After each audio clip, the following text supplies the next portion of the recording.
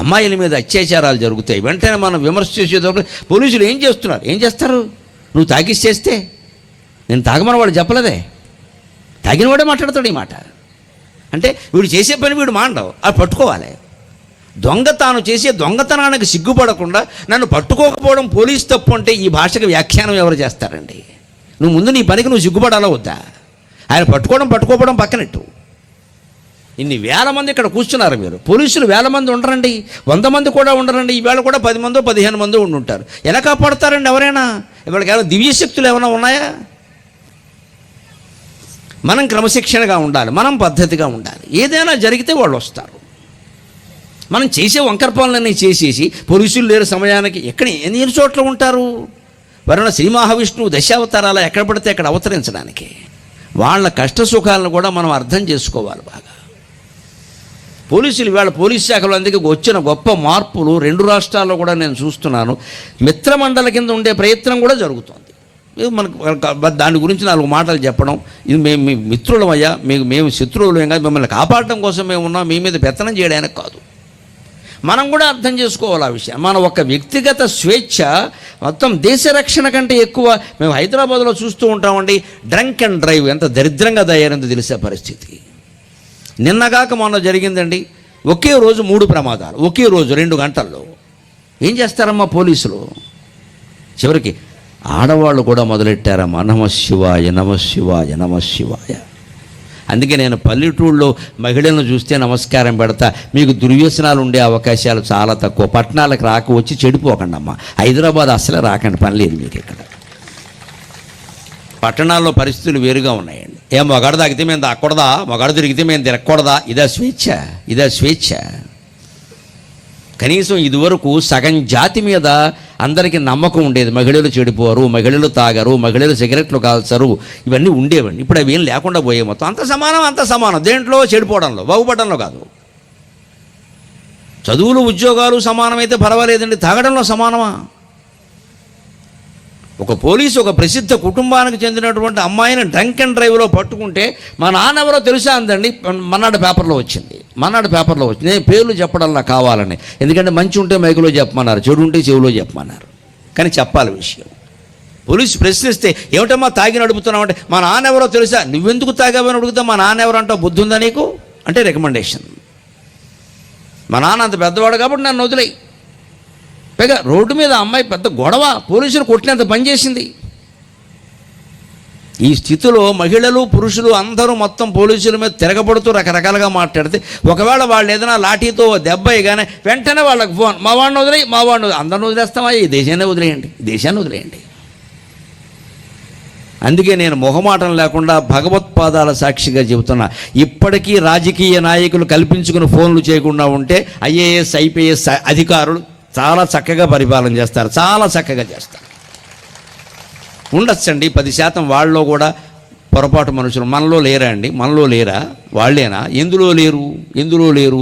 ఆకుకూరల వాడిని బుట్ట తీసి దులపవయ్యా అంటే అందులో 10% పనికిమాలిన కూర ఉంటుందమ్మా.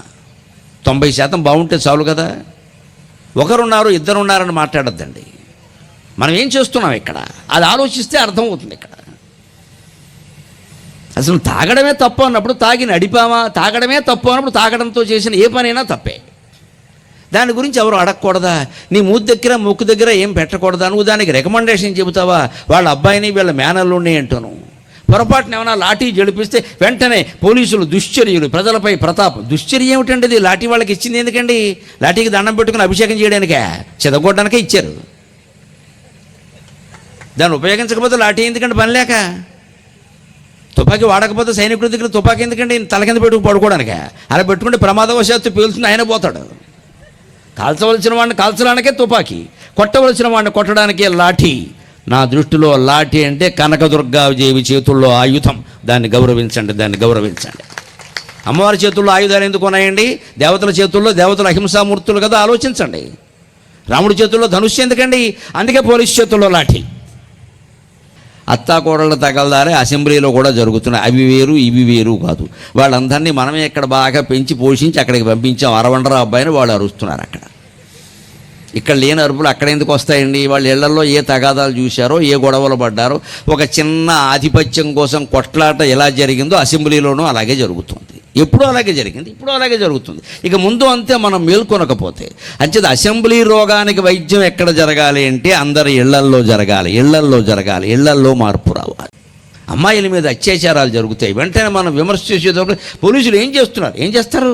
నువ్వు తాగిచ్చేస్తే నేను తాగమని వాడు చెప్పలేదే, తాగిన వాడే మాట్లాడతాడు ఈ మాట. అంటే వీడు చేసే పని వీడు మాండవు, అది పట్టుకోవాలి. దొంగ తాను చేసే దొంగతనానికి సిగ్గుపడకుండా నన్ను పట్టుకోకపోవడం పోలీసు తప్పు అంటే ఈ భాషకు వ్యాఖ్యానం ఎవరు చేస్తారండి? నువ్వు ముందు నీ పనికి నువ్వు సిగ్గుపడాలా వద్దా? ఆయన పట్టుకోవడం పక్కనట్టు. ఇన్ని వేల మంది ఇక్కడ కూర్చున్నారు, మీరు పోలీసులు వేల మంది ఉండరండి, 100 మంది కూడా ఉండరండి. ఈవేళ కూడా 10 మందో 15 మందో ఉండుంటారు. ఎలా కాపాడుతారండి ఎవరైనా? ఇవాళకి ఏమైనా దివ్యశక్తులు ఏమైనా ఉన్నాయా? మనం క్రమశిక్షణగా ఉండాలి, మనం పద్ధతిగా ఉండాలి. ఏదైనా జరిగితే వాళ్ళు వస్తారు. మనం చేసే వంకర పనులన్నీ చేసేసి పోలీసులు లేరు సమయానికి ఎక్కడ ఎన్ని చోట్ల ఉంటారు? వరుణ శ్రీ మహావిష్ణువు దశావతారాల ఎక్కడ పడితే అక్కడ అవతరించడానికి. వాళ్ళ కష్ట సుఖాలను కూడా మనం అర్థం చేసుకోవాలి బాగా. పోలీసులు ఇవాళ పోలీస్ శాఖలో అందుకే వచ్చిన గొప్ప మార్పులు 2 రాష్ట్రాల్లో కూడా నేను చూస్తున్నాను. మిత్రమండలి కింద ఉండే ప్రయత్నం కూడా జరుగుతుంది. మనకు దాని గురించి 4 మాటలు చెప్పడం, ఇది మేము మీ మిత్రులమయ్యా, మేము శత్రువులేం కాదు, మిమ్మల్ని కాపాడటం కోసం మేము ఉన్నాం, మీ మీద పెత్తనం చేయడానికి కాదు. మనం కూడా అర్థం చేసుకోవాలి ఆ విషయం. మన ఒక వ్యక్తిగత స్వేచ్ఛ మొత్తం దేశ రక్షణ కంటే ఎక్కువ. మేము హైదరాబాద్లో చూస్తూ ఉంటామండి, డ్రంక్ అండ్ డ్రైవ్ ఎంత దరిద్రంగా తయారైందో తెలిసే పరిస్థితి. నిన్నగాక మొన్న జరిగిందండి, ఒకే రోజు 3 ప్రమాదాలు, ఒకే రోజు 2 గంటల్లో. ఏం చేస్తారమ్మా పోలీసులు? చివరికి ఆడవాళ్ళు కూడా మొదలెట్టారమ్మా, నమఃశివాయ నమఃశివాయ నమఃశివాయ. అందుకే నేను పల్లెటూళ్ళలో మహిళలను చూస్తే నమస్కారం పెడతా. మీకు దుర్వ్యసనాలు ఉండే అవకాశాలు చాలా తక్కువ. పట్టణాలకు రాక వచ్చి చెడిపోకండి అమ్మా. హైదరాబాద్ అసలే రాకండి, పని లేదు మీకు ఇక్కడ. పట్టణాల్లో పరిస్థితులు వేరుగా ఉన్నాయండి. మగాడు తాగితే మేము తాగకూడదా, మగాడు తిరిగితే మేము తిరగకూడదా? ఇదా స్వేచ్ఛ? ఇదా స్వేచ్ఛ? కనీసం ఇదివరకు సగం జాతి మీద అందరికీ నమ్మకం ఉండేది. మహిళలు చెడిపోరు, మహిళలు తాగరు, మహిళలు సిగరెట్లు కాల్చరు, ఇవన్నీ ఉండేవండి. ఇప్పుడు అవి ఏం లేకుండా పోయే. మొత్తం అంత సమానం. దేంట్లో చెడిపోవడంలో, బాగుపడడంలో కాదు. చదువులు ఉద్యోగాలు సమానమైతే పర్వాలేదండి, తాగడంలో సమానమా?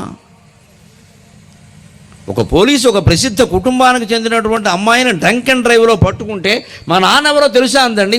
మన్నాడు పేపర్లో వచ్చింది. నేను పేర్లు చెప్పడంలా కావాలని, ఎందుకంటే మంచి ఉంటే మైకులో చెప్పమన్నారు, చెడు ఉంటే చెవిలో చెప్పమన్నారు. కానీ చెప్పాలి విషయం. పోలీసు ప్రశ్నిస్తే ఏమిటమ్మా తాగి నడుపుతున్నావు అంటే, మా నాన్న ఎవరో తెలుసా? నువ్వెందుకు తాగావని అడుగుతా, మా నాన్న ఎవరు అంటావు, బుద్ధి ఉందా నీకు అంటే రికమెండేషన్. మా నాన్న అంత పెద్దవాడు కాబట్టి నన్ను వదిలేయి. పైగా రోడ్డు మీద అమ్మాయి పెద్ద గొడవ, పోలీసులు కొట్టినంత పనిచేసింది. ఈ స్థితిలో మహిళలు పురుషులు అందరూ మొత్తం పోలీసుల మీద తిరగబడుతూ రకరకాలుగా మాట్లాడితే, ఒకవేళ వాళ్ళు ఏదైనా లాఠీతో దెబ్బ ఇగానే వెంటనే వాళ్ళకి ఫోన్, మా వాడిని వదిలేయి, అందరిని వదిలేస్తామా? ఈ దేశాన్ని వదిలేయండి. అందుకే నేను మొహమాటం లేకుండా భగవత్పాదాల సాక్షిగా చెబుతున్నా, ఇప్పటికీ రాజకీయ నాయకులు కల్పించుకుని ఫోన్లు చేయకుండా ఉంటే IAS IPS అధికారులు చాలా చక్కగా పరిపాలన చేస్తారు, చాలా చక్కగా చేస్తారు. ఉండొచ్చండి 10% వాళ్ళలో కూడా పొరపాటు మనుషులు. మనలో లేరా అండి? మనలో లేరా? వాళ్ళేనా? ఎందులో లేరు? ఆకుకూరల వాడిని బుట్ట తీసి దులపవయ్యా అంటే అందులో 10% పనికిమాలిన కూర ఉంటుందమ్మా. 90% బాగుంటే చాలు కదా. ఒకరున్నారు, ఇద్దరున్నారని మాట్లాడొద్దండి. మనం ఏం చేస్తున్నాం ఇక్కడ, అది ఆలోచిస్తే అర్థమవుతుంది. ఇక్కడ అసలు తాగడమే తప్పు అన్నప్పుడు తాగి నడిపామా, తాగడమే తప్పు అన్నప్పుడు తాగడంతో చేసిన ఏ పనైనా తప్పే. దాని గురించి ఎవరు అడగకూడదా? నీ మూతి దగ్గర ముక్కు దగ్గర ఏం పెట్టకూడదా? నువ్వు దానికి రికమెండేషన్ చెబుతావా? వాళ్ళ అబ్బాయిని వీళ్ళ మేనల్లుండి అంటాను. పొరపాటున ఏమైనా లాఠీ జడిపిస్తే వెంటనే పోలీసులు దుశ్చర్యలు, ప్రజలపై ప్రతాపం. దుశ్చర్య ఏమిటండి? ఇది లాఠీ వాళ్ళకి ఇచ్చింది ఎందుకండి? లాఠీకి దండం పెట్టుకుని అభిషేకం చేయడానికే, చెదగొట్టడానికే ఇచ్చారు. దాన్ని ఉపయోగించకపోతే లాఠీ ఎందుకంటే పని లేక. తుపాకీ వాడకపోతే సైనికుడి దగ్గర తుపాకీ ఎందుకంటే తల కింద పెట్టుకు పడుకోవడానికే. అలా పెట్టుకుంటే ప్రమాదవశాత్తు పేలుతుంది, ఆయన పోతాడు. కాల్చవలసిన వాడిని కాల్చడానికే తుపాకీ, కొట్టవలసిన వాడిని కొట్టడానికే లాఠీ. నా దృష్టిలో లాఠీ అంటే కనకదుర్గాదేవి చేతుల్లో ఆయుధం. దాన్ని గౌరవించండి. అమ్మవారి చేతుల్లో ఆయుధాలు ఎందుకు ఉన్నాయండి? దేవతల చేతుల్లో, దేవతల అహింసామూర్తులు కదా. ఆలోచించండి. రాముడి చేతుల్లో ధనుస్సు ఎందుకండి? అందుకే పోలీసు చేతుల్లో లాఠీ. అత్తాకోడళ్ళ తగలదారే అసెంబ్లీలో కూడా జరుగుతున్నాయి. అవి వేరు ఇవి వేరు కాదు. వాళ్ళందరినీ మనమే ఇక్కడ బాగా పెంచి పోషించి అక్కడికి పంపించాం. అరవండరావు అబ్బాయిని వాళ్ళు అరుస్తున్నారు అక్కడ. ఇక్కడ లేని అరుపులు అక్కడ ఎందుకు వస్తాయండి? వాళ్ళ ఇళ్లలో ఏ తగాదాలు చూశారో, ఏ గొడవలు పడ్డారో, ఒక చిన్న ఆధిపత్యం కోసం కొట్లాట ఎలా జరిగిందో అసెంబ్లీలోనూ అలాగే జరుగుతుంది. ఎప్పుడూ అలాగే జరిగింది, ఇప్పుడు అలాగే జరుగుతుంది. ఇక ముందు అంతే మనం మేల్కొనకపోతే. అంచేది అసెంబ్లీ రోగానికి వైద్యం ఎక్కడ జరగాలి అంటే అందరి ఇళ్లల్లో జరగాలి, ఇళ్లల్లో జరగాలి, ఇళ్లల్లో మార్పు రావాలి.